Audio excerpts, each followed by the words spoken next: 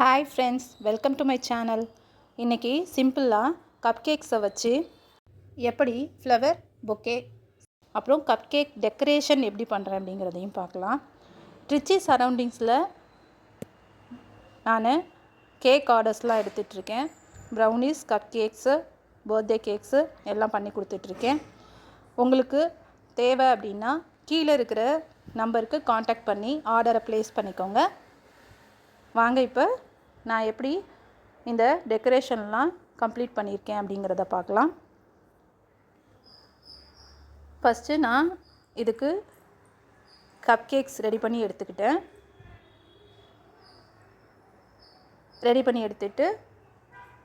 ஒரு cake board எடுத்துகிட்டு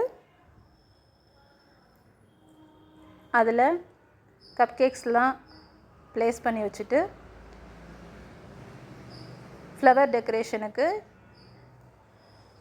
என்னென்ன தேவையோ அந்த கலர்ஸ் நான் light pink colour, yellow colour ரெண்டும் எடுத்துகிட்டு சிம்பிளாக ஃப்ளவர் பொக்கே இப்படி தான் ரெடி பண்ணேன். இந்த மாதிரி தான் பண்ணேன்.